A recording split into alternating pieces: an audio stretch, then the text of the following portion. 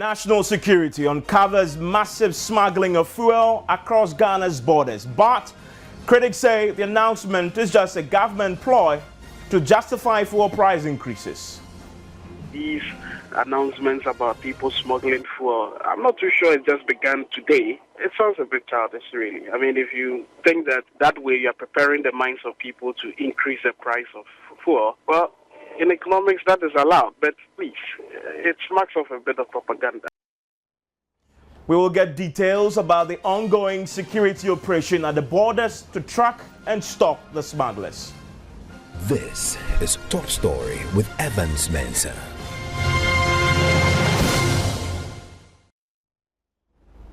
Top Story is brought to you by Bond Financial Services, your success, our passion. Belacra Mineral Water, the new generation mineral water. It's also brought to you by Lifebuoy, still 100% better germ protection, and Blue Rose Limited, shelter for all. The uncovering of a fuel smuggling ring that this evening has got national security officials on their toes and gravely worried. A government statement refers to the smuggling of fuel in significant quantities into neighboring countries. A major anti-fuel smuggling operation is already underway to track and stop the smugglers. My colleague Eric Ahianyo joins me in the studio right now with some more details as far as this statement is concerned. So, how did national security get involved in this? Well, according to the statement released by the Information Ministry, they got information that hints that it's intensified in the border towns last month, that's January 2013. And the statement, if I have to quickly go to two paragraphs, says that the National Security Council began coordination among its agents in the border towns. That's towns along the Côte d'Ivoire, that's Ivory Coast, Burkina Faso, and then they are also looking at Togo. And so these are the countries they were looking at. So they looked at the border towns and were able to coordinate intelligence report and realize that the activities have intensified. And according to the statement signed by Mahama Yariga, their operations have led to the seizure of significant quantities of smuggled fuel in jerry cans, petrol tankers, and they are saying that they are strictly monitoring the activities of owners of filling stations to ensure that they are not used as a conduit for the smuggling of the fuel. Fascinating stuff. Thank you very much, Eric, for your time here on Top Story. Well, our Upper East regional correspondent, Albert Sorry, has been monitoring the situation at the Ghana-Burkina Faso border and joins me live. Is one of the places where the national security officials are keeping a close eye on. Albert, thank you. Now, give us a bit of insight into the modus operandi of these smugglers. Well, Evans, smugglers within Boko and Pusiga often smuggle petrol to neighboring Burkina Faso through Kulungugu. In the town of Kulungugu, we have a border, a Ghana border to Burkina Faso there, but they don't actually go through the border. What they do is they use hidden routes that are known only to them. And from my investigations, what they do is that they buy the petrol in the yellow gallons, and then they load them onto donkey carts and put sacks of what they call rabbit food on top of the petrol. And what I'm also told is that they claim they have rabbit farms in the villages of Burkina Faso that are close to Ghana. So this is what they do. And Evans, there's one amusing thing about how they operate. What I'm told is that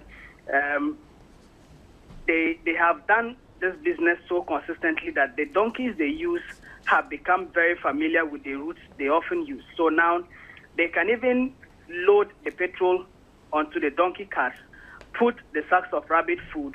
I'm told sometimes the rabbit food even turns out to be smuggled maize or millet that they also take across.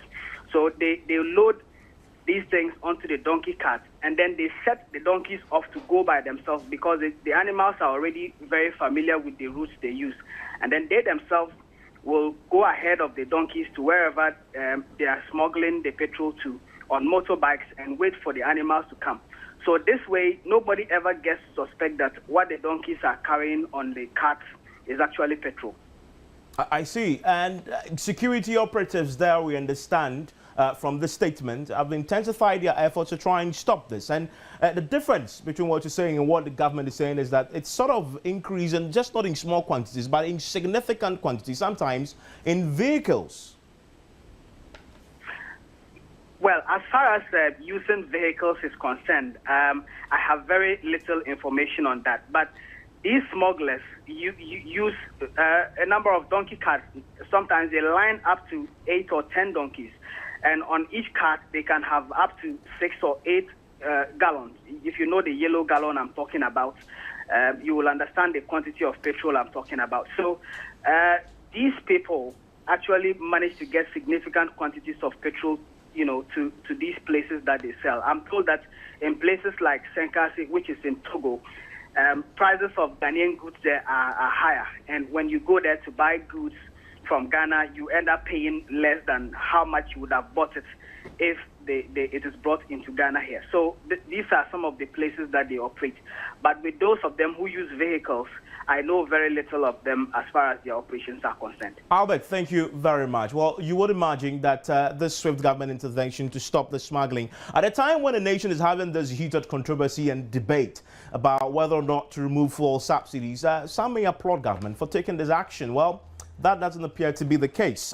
Some are already taking on government for making this an issue and putting it in the public domain at this time. They argue that it is a ploy to justify local price increases, especially in the wake of the recent heated national debate about the possibility of government removing subsidies on fuel, which would lead to price increases. Policy think tank Imani Ghana has been leading that charge. As far as they're concerned, it's simply the announcement today about this fuel smuggling issue has been going on for some time. They wonder why it's becoming an issue right now. Government choosing to put it in the public domain. And the argument is that, as you heard earlier at the top when we started, that it's just a ploy basically to justify the increases locally. As far as fuel prices are concerned, I'm been joined by the president of Imani Ghana right now, Franklin Cudjoe.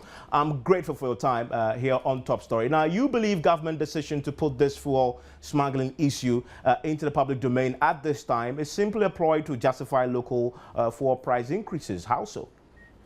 Well, that may be the pedestrian view, but look, I think government should not feel shy to open a proper discussion on the absurdities of the subsidies that we have already, especially when we do know that the subsidies are not properly targeted.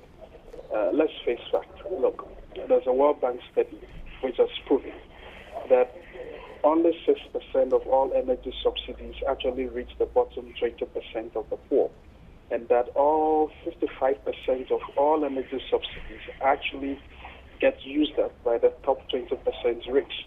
So the problem is one of targeting. I've heard other discussions really about the fact that even successive governments have not been transparent with the whole plan or the figures surrounding the subsidy. And I think these matters have to be brought to a head. All these side issues may be within the purview of government propaganda. We can understand that. You see, smuggling, by the way. The government will definitely challenge that because they see this as a significant problem. The smuggling of cheap local fuel across the borders is one that must be stopped. And we are told tonight that indeed there's a huge national security operation already underway to deal with this. You're saying that this might just be propaganda? Well, the fact of the matter is that smuggling began not today. Has been happening. Don't forget, not too long ago, under the Kufuor regime, we had a similar situation with the so-called unlicensed clothing. When we thought that all these were coming in, and so we needed economic tax sources, and routed all clothing to Takrady, increasing economic cost. Now, you don't solve these problems by what I call off-site events. What you need to do is to have a proper discussion. Unless and until we have a coordinated, a unifying, if you like, price regime for fuel within the sub-region, which is another discussion about integration, by the way, these things will continue. You have porous borders, it will continue. They didn't begin today. I think we need to have a proper discussion as to whether these subsidies are effective or not. That's what we should do. We subsidize. And if you will permit me to add one more example, look at LPG. 1996, when we removed subsidies on LPG, you know what happened? Domestic usage of LPG actually increased. And by the way, LPG subsidies close to $150 million a year, and $80 million of that actually get used up by peri-urban and urban dwellers, defeating the purpose of which it was introduced. So I think we should have a proper discussion about this. Let's have the numbers. And let's not rely on what I call, pilolo, these things, children's task. I don't think it helps the debate at all. The debate, for example, that this discussion we are having, as far as the smuggling is concerned, triggers, is an obviously points to how, cheaply we are selling our fuel locally, when our neighbors, some of them you argue we are better off than them, are selling it at pretty high prices. And that's why people are incentivized to move our fuel across the borders. Well, that is the reality of economics, my friend. The fact of the matter is that people move with their feet, and obviously people move with their feet to other welcoming environments. So we should increase our prices then? Well, solve the problem. The fact of the matter is that these subsidies, first of all, are not economic, because, and in some respect, there's double jeopardy, by the way. You have subsidies, at the tail end you have taxes. It looks to me, if you kick out one, you maintain the tax, let's track the usage of the taxes, and then we'll have good governance. I think that at the heart of this matter also has to be the discussion around what we are using the clunky, critically operating toll that is just wasting. Let's have a proper discussion about its usage, and then deepen the decentralization or the deregulation of the petroleum industry, and then we can begin to have proper discussion. But this type of taxes are solving very important matters won't help. It's an economic issue. You deal with it economically. You don't use soldiers to chase goods and people who are crossing borders. No, because it's an economic problem. You solve it economically. Hey, let me take this beyond only our geographical borders, talking about Ghana.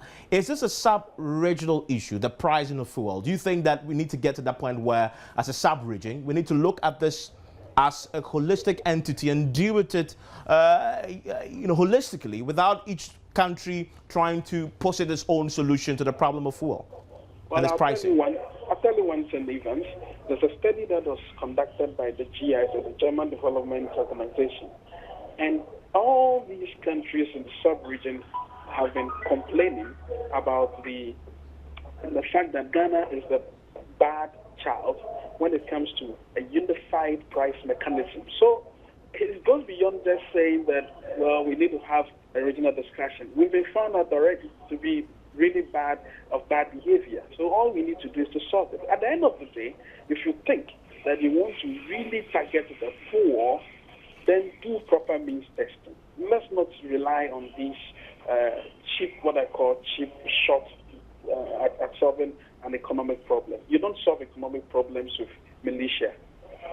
Franklin, thank you very much for your time. That's Franklin Cudjoe. He's the president of Imani Ghana, and helping us understand the dynamics, the economic dynamics, as far as this smuggling situation is concerned. We'll keep an eye on the security operation. You're told is already underway, an anti-fuel smuggling operation that is already underway to try and track and stop these individuals. We understand smuggling cheap Ghanaian fuel in significant quantities across the borders tonight. This has been our top story. But coming up in 15 minutes on News Night, you want to stay with us because we have some details for you. As far as some stranded Ghanaians in South Africa, plus some journalists are concerned, they went there to participate, indeed watch the Black Stars play in the AFCON tournament. We're told that they've been left stranded. What's happening? We'll be speaking to some of them and getting reaction from those authorities responsible for bringing them back home. You want to stay with us in 15 minutes on News Night on Radio. Top story is brought to you by Bond Financial Services. Also brought to you by Belacra Mineral Water and Blue Rose Limited plus Lifebuoy. My name is Evans Mensah.